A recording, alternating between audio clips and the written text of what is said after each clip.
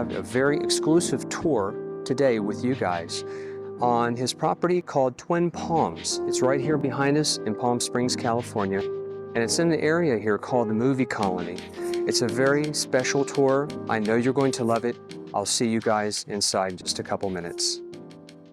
The house is currently owned by a semi-retired company, and they bought the home for the love of Sinatra, and they have worked towards achieving a landmark status for the home. Wow. There was a time in the past where the home was going to be demolished. Unfortunately, Oh, goodness. there were restrictions of tearing homes down and building. Sure. And the home is built on 2 lots of land, and the developer was going to build 2 homes. Fortunately, the home was salvaged, and now that it's landmarked, it will always remain as it is, as much as possible with the maintenance. So the home was built from the ground up. Frank Sinatra, as the story goes, walked in one summer to the architect's office with an ice cream cone in his hand and a sailor's cap on, and it just happened to be Stewart E. Williams, who was the architect. He had not done any residential commissions prior. He was mostly known for his commercial and other industrial sorts of work. Right. So this was built for Frank. it was specifically built for Frank. Excellent. He purchased the property. There was hardly anything else around, and it was built from the ground up just in time for his Christmas party. Oh, wow. They worked nonstop to get it done. Day and night, I bet. But this area down here too is really, it's a lovely area. This is the premier area of Palm Springs. It's referred to as the Movie Colony Oh, I see. Okay. because most of the movie stars had homes in this neighborhood. Right. He did own it. It is in the Hall of Records. And the house was built in 1947. And it was during his salacious single years, shall we say? Right. It was built for entertaining. However, he also wanted to accommodate for his family. Right. He was a great guy. So I'll take you for a tour through the house. That'd be great. The master suite and the guest rooms. We're currently in the common area. And originally, this wall didn't exist.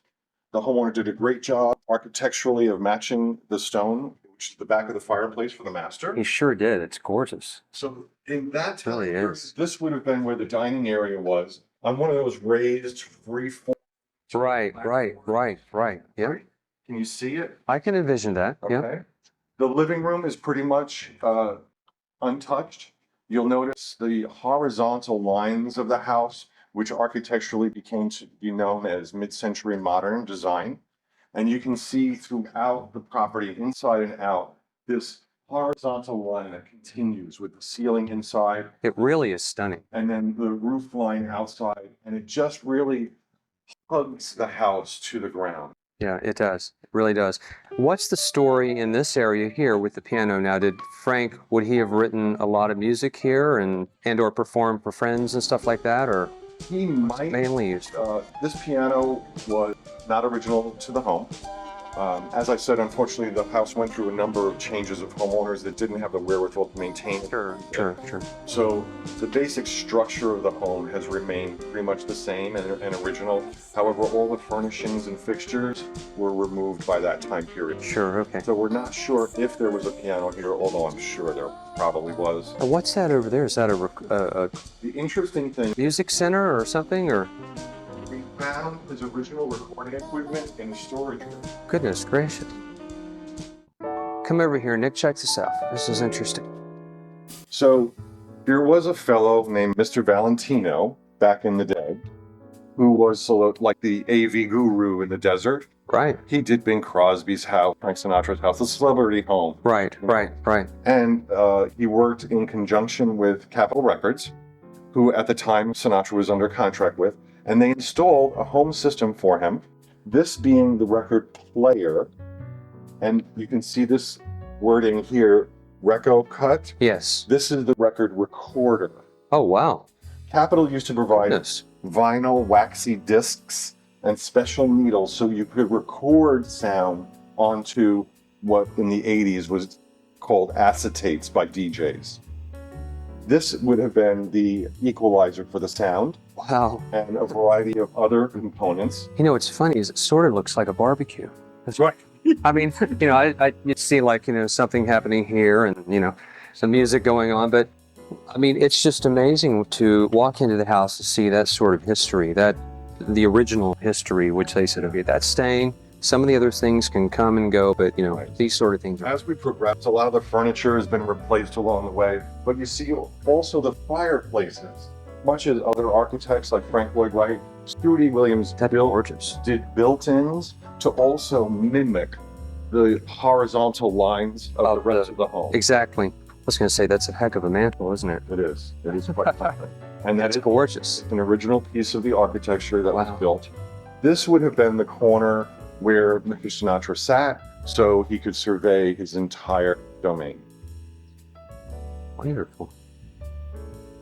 Why don't we go for... Also, it could have acted as a little bar area, probably for some drinks, maybe, or was he very funny about that sort of thing? He wasn't funny about that sort of thing, and since the house was built for entertaining and people tended to imbibe more back then, there was a bar area in the kitchen. This might have been a sort of common area for people to congregate inside, but mostly the whole aspect of not only this home, but many other homes in Palm Springs that people come and enjoy is the outdoor aspect. Yes. And so later on, we'll go outside and see that's where all the action was. Right, because the weather and exactly just the whole design of it, you know. You know, things have changed over time, but these homes were very gently used only during the winter months. Right. People only came here from maybe October to April, and the house sat empty the rest of the year. You didn't need Unbelievable. Unbelievable. Well, right. So where are we now? We've stepped outside. We're now on what we'll call the back of the home with a circular driveway and an automatic gate for the driveway that closes and opens. What we've done is just last week, we've planted flowers in the circular flower bed that are the same flowers that used to be here when Frank Sinatra had the house. Wow. We found an old photograph and had them put in. Now, I have a question for you. Mm-hmm. This would have been the back of the house. Right. But this that's a main street, so this actually feels like it would have been the front of the house. Right. Is that on purpose or something, or how?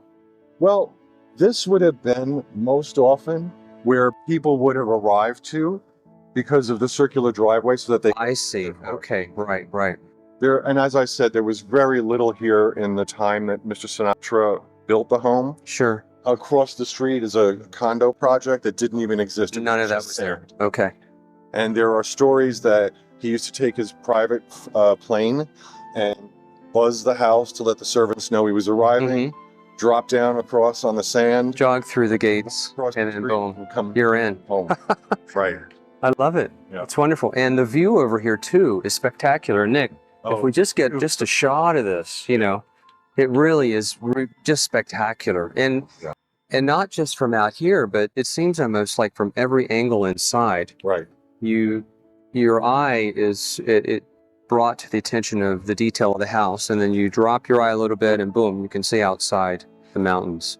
So was that on purpose as well? Exactly. A lot of the architecture in Palm Springs by the various architects, including Stuart E. Williams and some others, is to bring the outdoors indoors, to have that connection so that when you're indoors, you're always connected to the outdoors.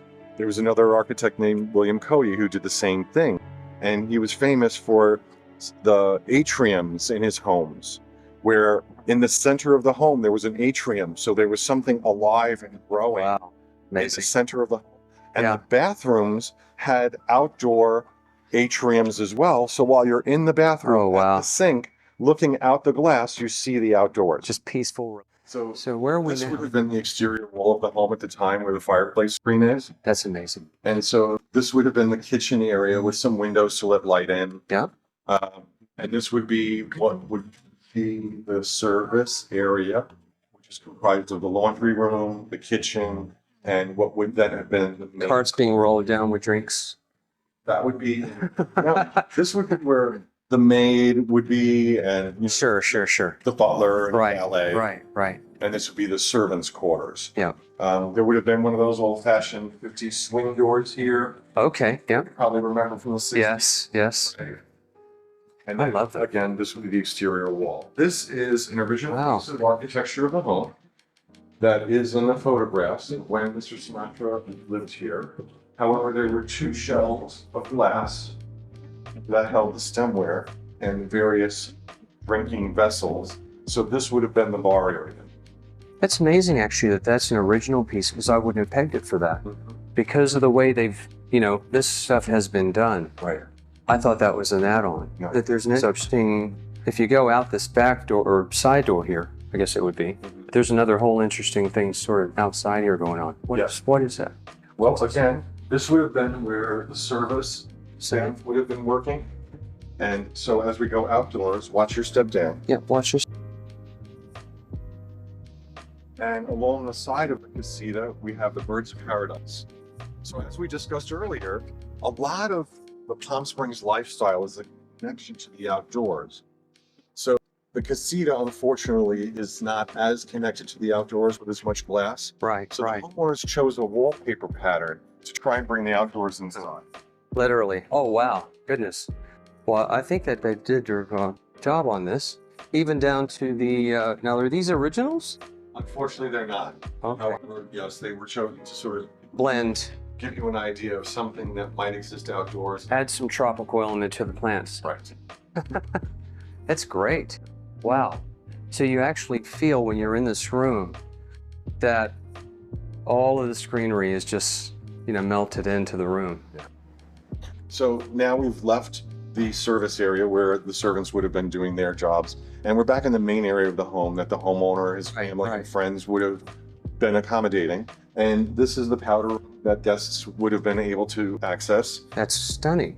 So that people didn't have to go into someone's bedroom to use the bathroom. This was provided. Wow, and this is just a powder room. This is just a powder room. Goodness. And, go in there and look at that. That's gorgeous in there. Probably gonna hit yourself there in the mirror. If you just walk, that's fine. Just to see how big it is. That's huge. I could have a party in there on my own. Oh. So. used to live in New York City. Actually, that's an apartment in New York City. Yeah. Literally.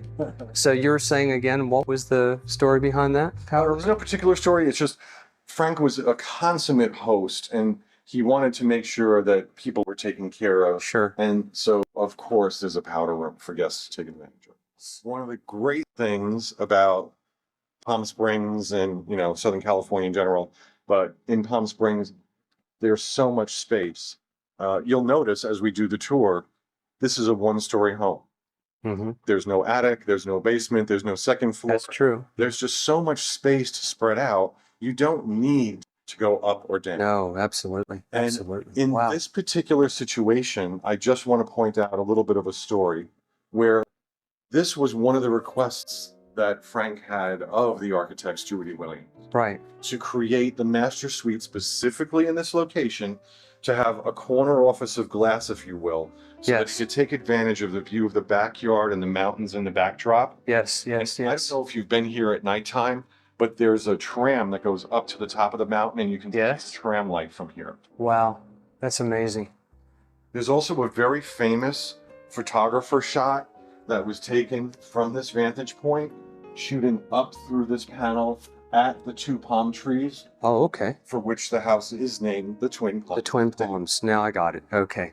So now, yeah. However, it does have clear story windows to let the light in.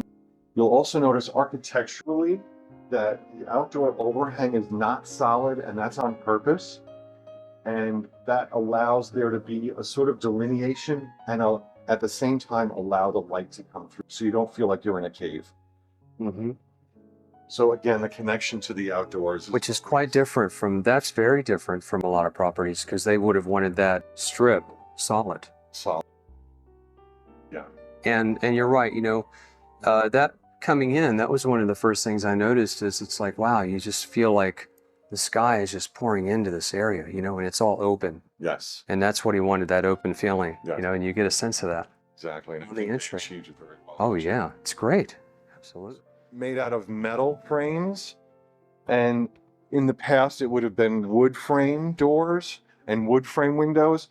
However, this is still the original concept, and these sliding doors were here when Frank owned the home. And it's just stunning. I mean, from here, we have a shot back here of the mountains, Now, Absolutely stunning. one of the changes made was to create these doors here, which would have been a solid panel, and there was a planter box here. Right, right. So this would have been the only entry point to the home. That is fascinating. And it's so open and so, well, it's great, especially the more drinks you're having. You can just sort of, slide in and slide out and not have to worry about bumping into doors. Exactly. So again, unfortunately, when you replace the pool deck by code, they had Right. the ladders and the diving board that were here. Oh, that's right. Yeah, that's the one thing I was going to ask you that was missing. I didn't see anything like that. So, yep, they used to have them. Whoa. Now, interesting thing happening here, Nick. Come over here. Look at this. Excellent. See here? So we saw the shape and the style coming out of here, the twin palms, right? Yep. Twin palms. Mhm. So the name of the actual property is the Twin Palms. Correct. Okay. So if we come across here, can you see this shadow going into the pool of the Twin Palms? Mm-hmm. And that's You might fascinating. also be able to see this is an extremely deep pool. And I'm not exactly sure at the deepest end how deep it is, but it's one of the deeper pools that we have in our inventory of rental homes. I'm not sure if you can tell, but it's almost like a beach where from the deep end, you'll see it grades up and creates a shelf Yes. until you get to the stairs. Yes, I can see that. So it would have been a great place for just throwing a ball in the pool and laying around by the side of the pool, having Gorgeous. And I just think it's so relaxing. I mean, having the aspect of the Twin Palms. How did that name, did he name it that, or did over time it's become that, or? I'm not sure if it was his intention to name it that, but over time it has become to be known as. Okay. Now, outside, I got a question for you over here. What do we have back here? This area back here? As far as entertaining, you've got the inside kitchen. So of course, when you're outside, you want an outside kitchen. Absolutely. Also, in the day, maybe some of the ladies wanted to be in the shade and relax a little bit, so we have an outdoor lounge area. And Wow, it's just over gorgeous. the outdoor lounge, we have the outdoor kitchen. One big one. Hey, watch your step. This is the baby one, right? Yeah, this is the baby one. This is our signature. This is our Azul margarita. Wow, and this is the blue. And Blue. so what? Can't tell you what's in it. Because then they'd have to like hide me under the table and then create a whole other atmosphere. It's freshly make it. No Oh. sour, so Awesome. no additive. You too, God. tequila. That is awesome. It's amazing. And the blueness, the color is gorgeous. And I got to tell you, after a warm day today, laying out and just sort of bouncing around town doing the segments, this is perfect. Great. I'll see you soon. Oh, do you have any chips as well? Like chips and things? Yeah, cool, thank you. So, got to have some chips and salsa or guacamole or something, But the margarita, it's a blue margarita. The color is stunning. It's amazing. It's refreshing. And yes, I can taste the tequila. It is heaven. So when you come to Palm Springs next time, remember, when you're in the mood for Mexican, Rio Azul. It's classic with a modern twist. I mean, look at the drink. This is like something you get in Vegas. It overall tastes amazing. I'm gonna try now some of the chips and salsa. And this is always, for me, how it all has to start in a restaurant. A good margarita with your chips and salsa, and you sort of move on from there with their exotic. Happy here. This is the poblano pepper stuffed with jack peas, Wow, that's incredible, man. poblano sauce, and cotija. And it's not the same way. So this is also like a pork, or? It's pork. Wow, it's cool. This is homemade corn tortilla, folded, Are you serious? stuffed with jack cheese and garlic. Wow, that's interesting. Now, as I was saying, you guys take classics and you sort of flip it around and do all this new cool stuff with it, and you don't even know what's in there, but it all tastes great. So you know what? This is the chef, right? Yes, The big chef at Rio Azul. So what's your name? Ernesto Castello. There you go, man. Well, thank you so much for serving me. I'm honored, and I'm gonna go ahead and tackle these things and Please. talk to you hopefully before I go. Thanks so much. So that was great, to be able to talk to the chef. And they really do work hard here on taking classic dishes and just really putting them through like a blender and just coming out with something that is so unique, so different, and so wild and cool. We're gonna try first this one, because this is massive. And I'm excited actually to try these things here, because they just look so cool. When you think about it, the way he explained it, that's awesome. Here we go, let's try it, taste it. Oh man, that is so good. It tastes sort of like a cheese, a little quesadilla or an enchilada, sort of all rolled into one. And I know that they meant to do that. It tricks you a little bit on the palate and in the brain, but I'll tell you what, it is so tasty. Check it out, close up. Too close? You can't have it. You got to come in for yourself to Rio Azul. Wasn't chopped down for us. It was dying. It was dead already. Good. Because the bugs, you can see the bugs here, Mm-hmm. started to eat it. Yes. So we cut it and we put it here. So that's Wonderful. a great concept. Well, that- kill trees. Yeah, and that in itself is great as far as being great for the eco-friendly thing. Environment. Because every time I shop, I try and tell them, don't give me a shopping bag, just save the Right, bag and exactly. take We it. are a little store, but you have to do your Every little thing makes a difference. It definitely. And as far as this is a nice, I love the layout in here. It's cute. It's a little bit, like compact, but nice. like very minimal, brick walls covered with white painting. I can't wait to see our toppings. I can't wait to see the toppings. That's what I'm excited here about. There they are. Sorry about that. I know I'm being mushy here, but Raspberries, golden raspberries, boysenberries, wow, look at that. red raspberries, pineapple, kiwi, carrot, and yogurt chip and mango chop. Unbelievable. That is some of the freshest It's produce. We do all these seasonal. Yeah, I was gonna say that is some of the freshest produce that I've ever seen, especially these. Look at these. Boysenberry, and we just make sure that I buy the stuff and I make sure that they are It's on here. It's green, it's eco-friendly. He's busy, and what more could you ask for? Yeah, exactly. You looked like you. I had a lot of respect for you because you just, he hopped in there and he started just doing what an owner should do. Yeah. You just did it, man. It was awesome. You have to take a risk. So, well, I'd like for you to take a risk with me and see what. I'll take your suggestion on the pomegranate of agave nectar. Do you want any toppings on it? Surprise me with something healthy, because you can see my trimness, and that's my code name in the business. Your trimness. And I just want to try the cactus berry. It's unique to Palm Springs. I think you are the only green shop in Palm Springs, isn't that right? On this, right here. This area, this region, pretty much. Exactly. So it's exclusive to them. It's a green shop, and the yogurt is all natural. And I really like the idea that this is one that's exclusive to you guys. Yeah. You're not going to find this anyplace else in any of the shops. No. And there are a lot of shops around you. I see them, and like the guy said that was here earlier, they come, they go, they're in, they're out. This one has been here a while. It's good to have competition. I like competition. But it's also nice to be able to see, the greenness and all that. That was my first idea when I saw it. Now it's a natural thing. You cannot think without thinking green. You cannot. Exactly. No, you have to. And that's the future. I think it's endemic. It has to get into people's mind, people, daily life. So Well, I'll tell you what, go in the store and thinking that you are going to use a lot of electricity, use a lot of things that they will pollute the planet, and that you have to take whatever you can to make this world more livable. Absolutely. We're going to live it someday. our future. Exactly. Back, and we want to leave the place the way we found it. Exactly.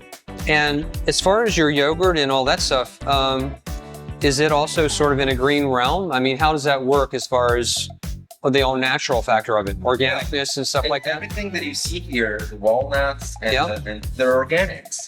They are made with no pesticides. They are And you know what? There's a difference in flavor. They are grown Yeah. in a not And excluding the cereals and stuff like that, there Well, honestly, cereal. yeah, no, I know, but I mean, besides that, there is a difference in flavor between the organic and the regular. Yeah. And I'm gonna try this. I was gonna try it with the other fella, but I'm glad I'm trying with you guys. Yeah.